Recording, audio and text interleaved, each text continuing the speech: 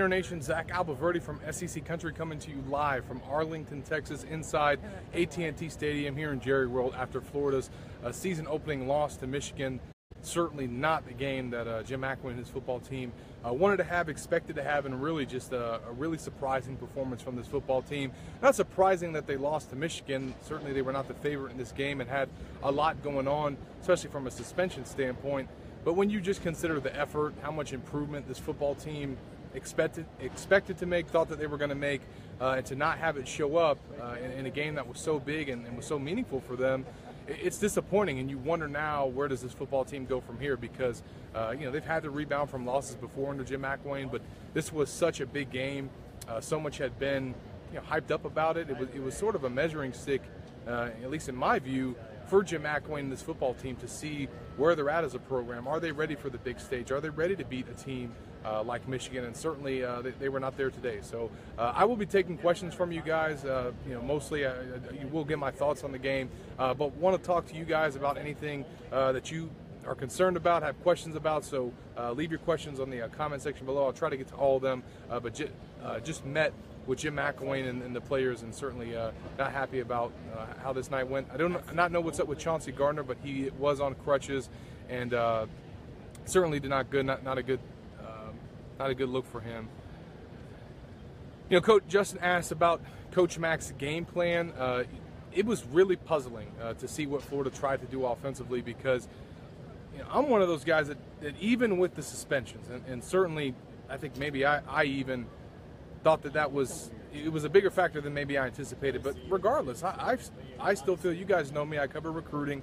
I feel like Florida has playmakers on this football team, and the fact that they weren't able to get those guys the ball, that was concerning. We heard so much about Dre Massey, Kadarius Toney, the other options that they had in the run game. Malik Davis, he looked good the one time he touched the ball, but we never saw him get another carry.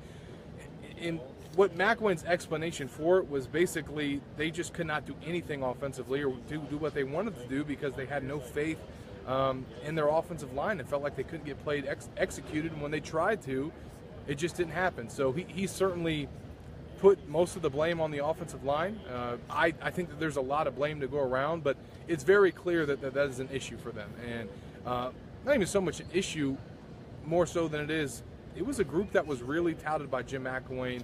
And not just him. I mean, it wasn't just coach speak. There were a lot of college football analysts, guys who played the game, guys who studied the game, guys who've gone and watched this Florida football team in practice throughout the offseason, that really believed that they had turned the corner, that they were developed enough, that they had been coached up enough, that they had the experience to take the next step as a unit. Now, this is not they didn't show that today. Now, it's not the end of the season, but now it's going to be really tough, because now they've been exposed, and all the build up and improvement that they thought had happened really kind of blew up in their face. So now that they have to go back to the drawing board and figure out what they're going to do.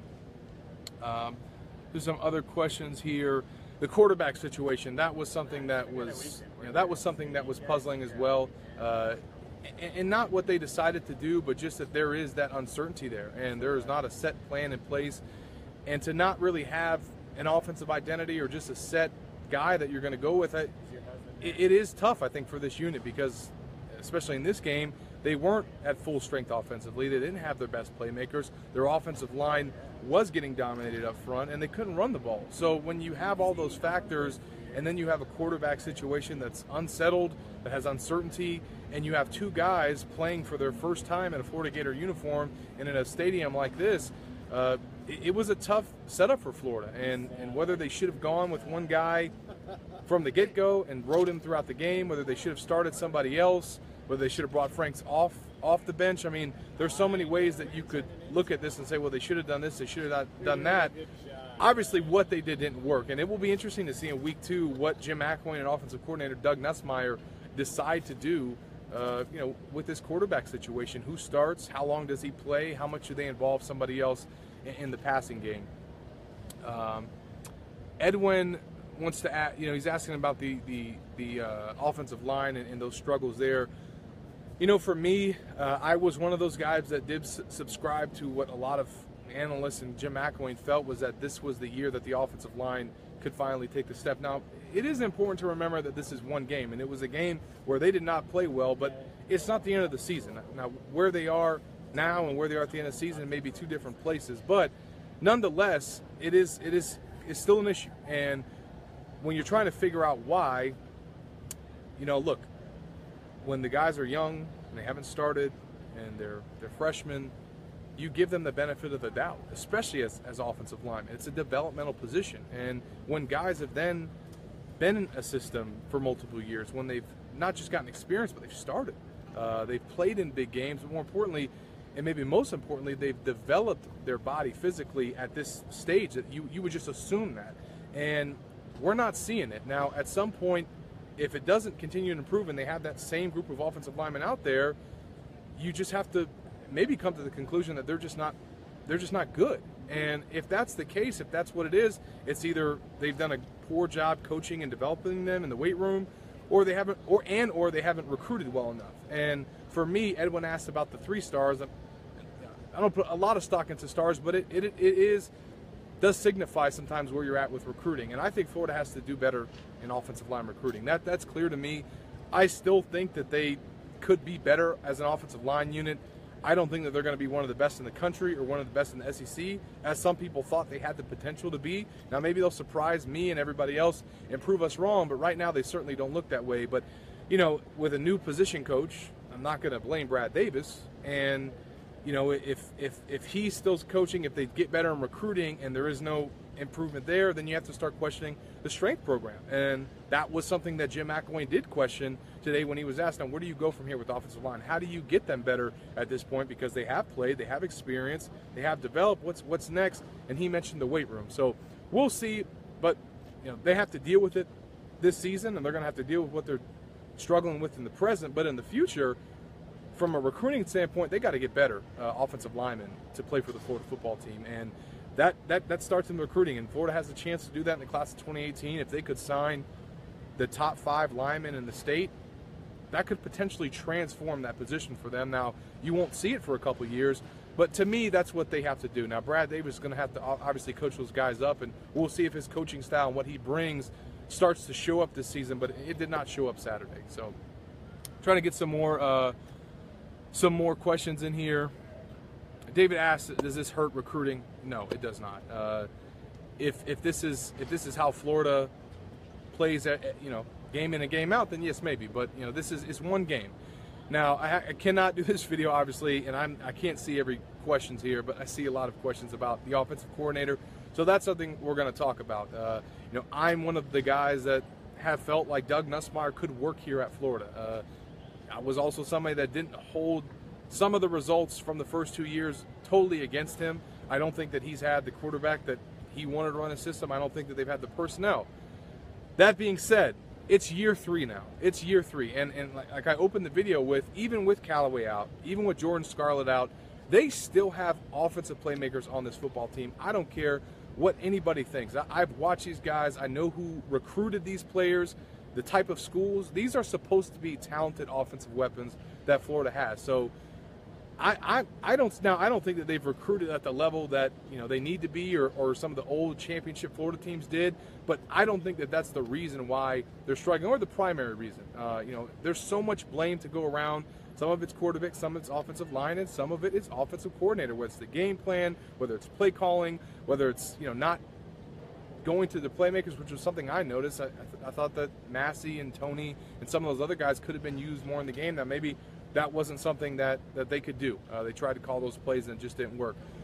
But for me, you cannot ignore Callaway and Scarlett being out. That had an effect on this game. Now, that doesn't mean that it's an excuse, and we have to see now where this team and this offense goes moving forward. I'm not ready to fire Doug Nussmeier after this game, but if he goes through 3 seasons and they struggle like this for more games to come, at the end of the year, if you still have these results, this lack of production, and these same problems, at some point you just have to do something different. And that's not to say it's all Doug Nussmeier's fault.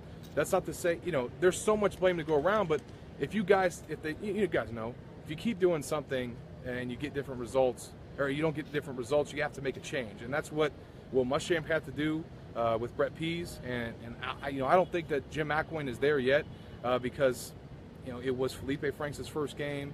It was Malik Zaire's first game. They didn't have Callaway. They didn't have Scarlett. I think that really hurt them in this game.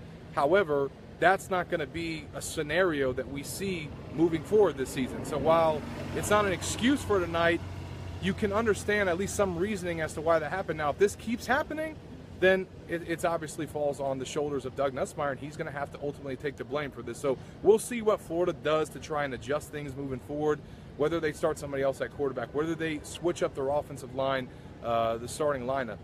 I'm not sure what they're going to do. I obviously don't have the answers. That's on Jim McElwain and Doug Nussmeier to figure out. So, that'll do it for this Q&A.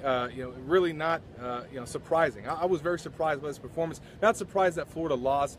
I thought that they would do more offensively, even with everything that happened. I really bought into some of the stuff that Jim McElwain was selling, and I think he did too. I'll make this one last point before I get out of here. That was something I saw a lot after the game is that some fans and media felt like Florida lied to everybody all offseason. I don't know. I think that they really truly believed that they were ready to take a step as an offense and as an offensive line.